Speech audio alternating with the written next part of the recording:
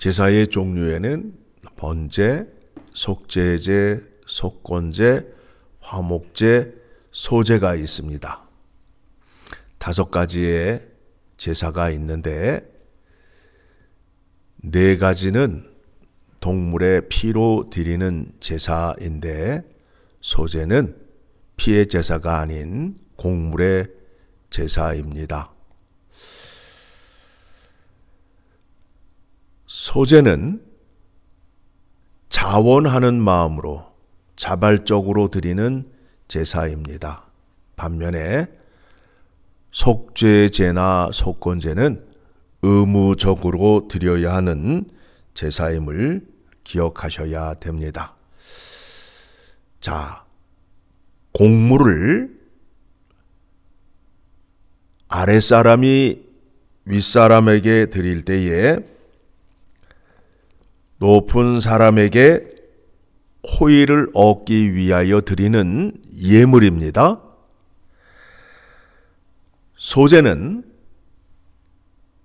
여호와 하나님께 드릴 때에 하나님께서 주신 은혜가 큼으로 인하여 자발적으로 드리는 제사가 되는 겁니다. 그래서 세상 사람들이 높은 임금에게 곡물을 갖다 바칩니다. 호의를 얻기 위해서.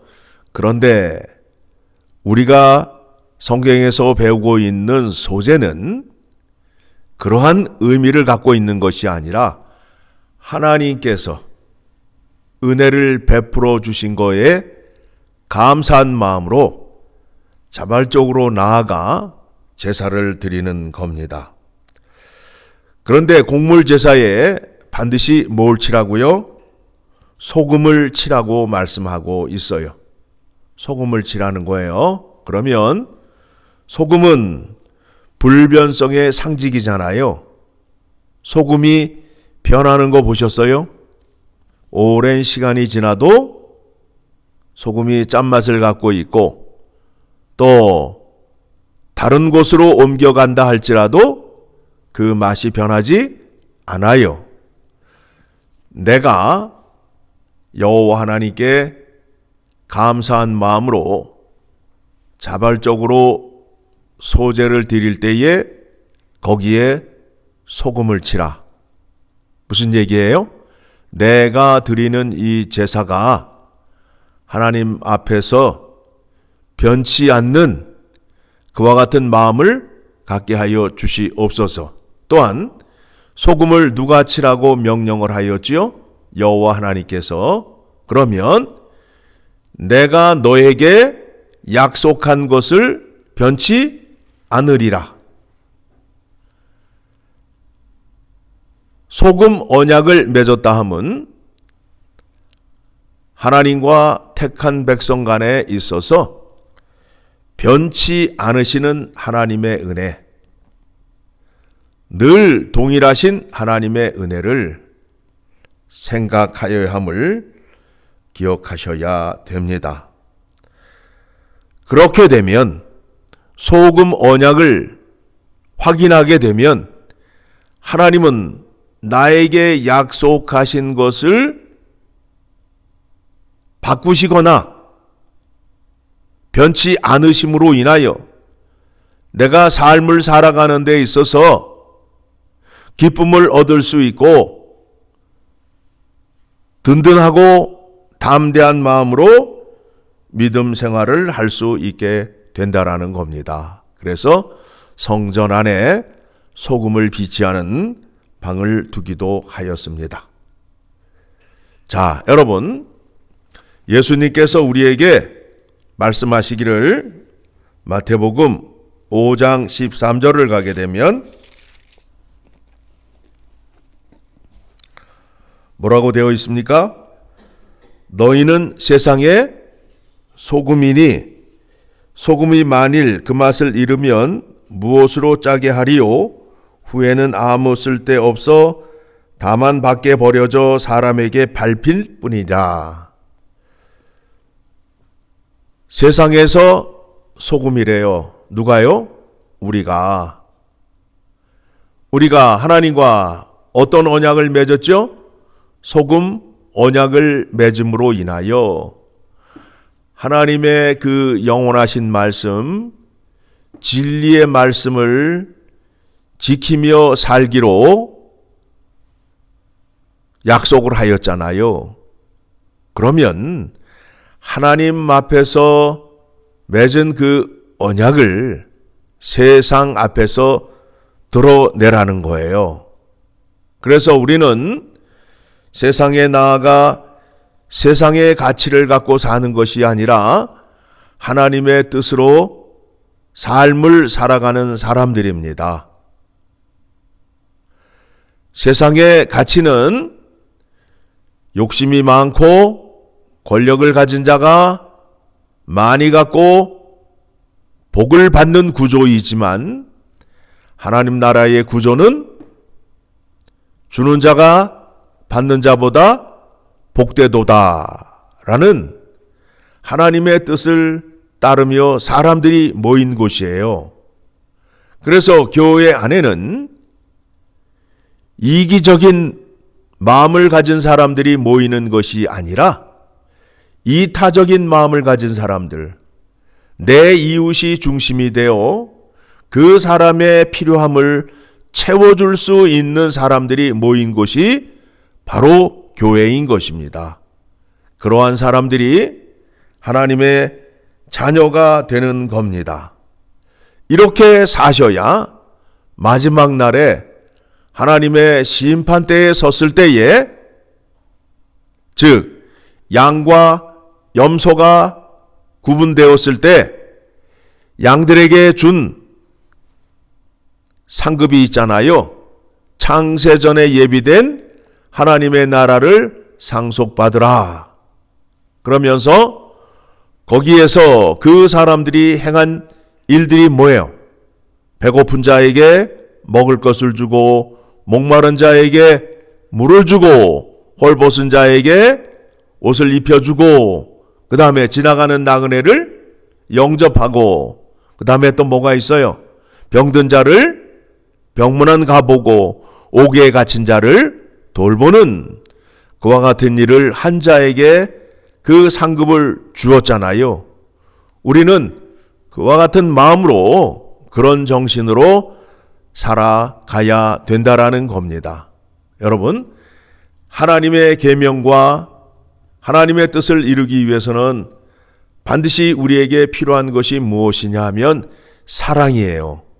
그 사랑이 어떤 사랑이냐 하면, 어떤 사랑으로 하나님의 계명을 지켜야 되느냐 하면 디모데전서 1장 5절을 가게 되면 우리 믿는 자들에게는 이와 같은 마음이, 이와 같은 성품이 나와야 돼요. 나타나야 돼요.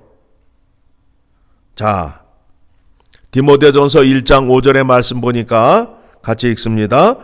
이 교훈의 목적은 청결한 마음과 선한 양심과 거짓이 없는 믿음에서 나오는 사랑이거늘.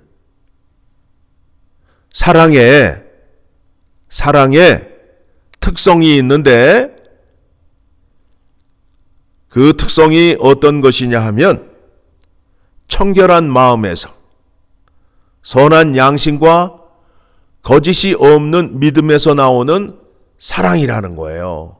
그러니까 거기에 아부하기 위하여, 나의 목적을 얻기 위하여 아부하잖아요.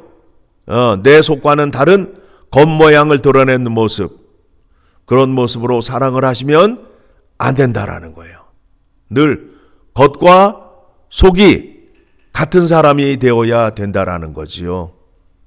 그런 사람이 되어서 세상 앞에 서서 세상 사람들에게 하나님의 뜻을 나타내는 것이 세상에서 소금과 빛의 존재로 살아가는 겁니다. 자, 오늘 말씀을 통해서 우리가 확인하는 것이 무엇이냐 하면 하나님 앞에 자발적으로 나와 헌신의 제사를 드릴 때에 영원하시고 변치 않는 하나님께서 네가 나에게 자발적으로 드리는 그 제물에 소금을 쳐서 나와 언약을 맺자. 너의 마음이 나를 향하고 나의 마음이 너를 향하는데 변치 아니하도록 무슨 언약을 맺자고요? 소금 언약을 맺자는 거예요. 왜 소금 언약을 우리에게 보여주셨을까요? 우리가 시청각으로 또 상식으로 알 수 있는 내용이잖아요. 그렇죠? 예. 여러분, 소금을 오래 두었더니 설탕으로 변했다는 얘기를 들어본 적이 있어요? 전혀 없잖아요. 그런 일이 없잖아요. 그렇죠?